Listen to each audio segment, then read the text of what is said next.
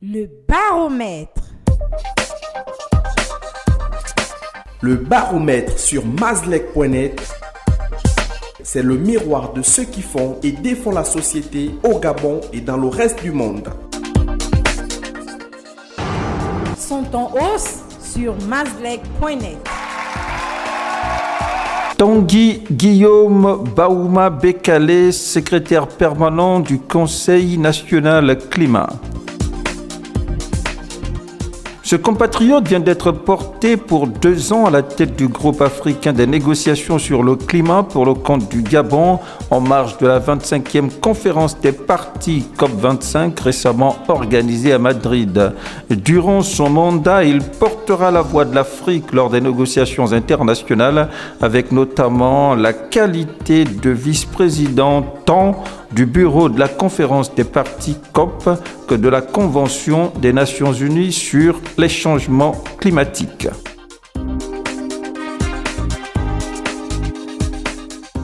Également en hausse.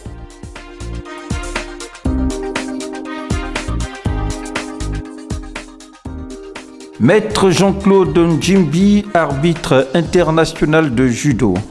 Ce compatriote a porté haut les couleurs du Gabon en s'invitant dans la crème de l'arbitrage mondial de judo qui a officié à l'Open international de cette discipline sur lequel les rideaux sont tombés ce samedi 14 décembre dernier du côté de Qingdao en Chine. Sur les 18 meilleurs arbitres mondiaux sélectionnés pour ce rendez-vous sportif, Jean-Claude Ndjimbi a arbitré 10 combats dont la finale dans les moins de 70 kilos pour l'obtention de la médaille de bronze. Enfin, en hausse.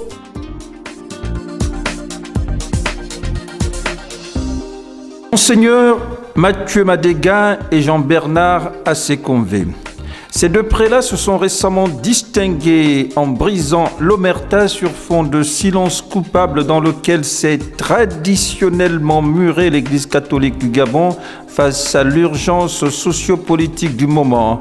Tout récemment, leur prise de voix a été accueillie comme du baume dans le cœur de nombreux Gabonais, apeurés par la trajectoire insidieuse prise par le Gabon, comme gagnée par la déliquescence de ses équilibres du vivre ensemble, le tout mêlé d'inquiétudes, de spectres de succession dynastique qui semblent se dessiner sur le pays. Des éclats de voix notamment chargés d'exhortations à la démission des autorités politiques face aux indicateurs sociaux dont les voyants sont jugés au rouge.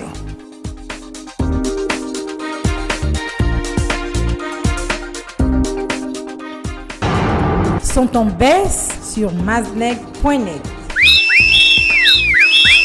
Léon Bonda Balonzi, ministre des Transports, de l'Équipement, des Infrastructures et de l'Habitat. Héritant d'un département aux allures de patates chaudes, ce membre du gouvernement est notamment attendu de pied ferme par la communauté nationale sur le gigantesque bourbier qui plombe l'économie nationale au niveau du PK80 sur la nationale 1, transformée de fait en route de la honte depuis plusieurs semaines. Autre attente et pas des moindres, celle des populations économiquement faibles, victimes de mensonges d'État et de spoliation douceur imputées au Centre technique de l'habitat CTH, accusés de picorer illégalement dans leurs poches en imposant des doublons indus dans le paiement de frais de dossier d'accès à ces habitats. Également en baisse.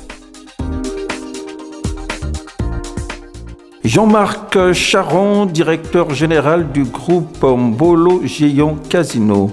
Tortionnaires, négriers des temps modernes, les personnels de Mbolo Casino ne manquent pas de qualificatifs pour dire tout le bien qu'ils pensent de leur directeur général, qui boude bouge semble également être la brevière de sa gouvernance à la lecture des actes de dirigisme, entre autres marqués par les licenciements abusifs au nez et à la barbe des autorités gabonaises, des délégués du personnel et des présidents de syndicats, tous virés sans droit payé, mieux sans l'aval de l'inspection du travail et donc en violation des dispositions légales en République gabonaise. Résultat des courses, la terreur règne dans la maison Bolo Casino au point que plus personne n'est candidat au renouvellement des mandats des délégués du personnel et des présidents de syndicats par peur de se voir eux également couper la tête à la moindre revendication professionnelle.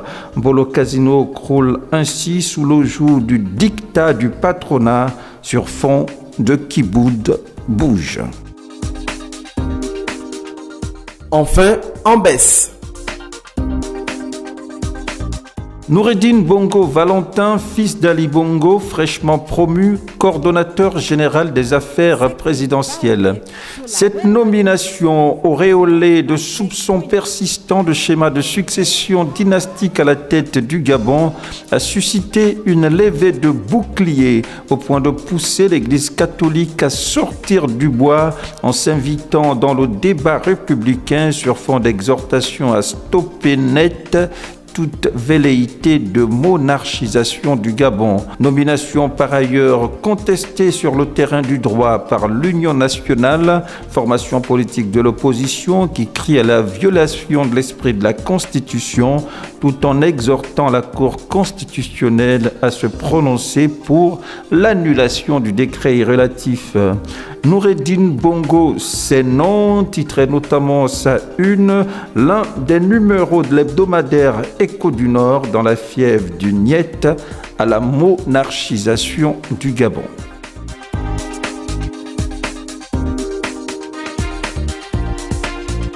C'était le baromètre sur la web radio du site d'information mazleg.net.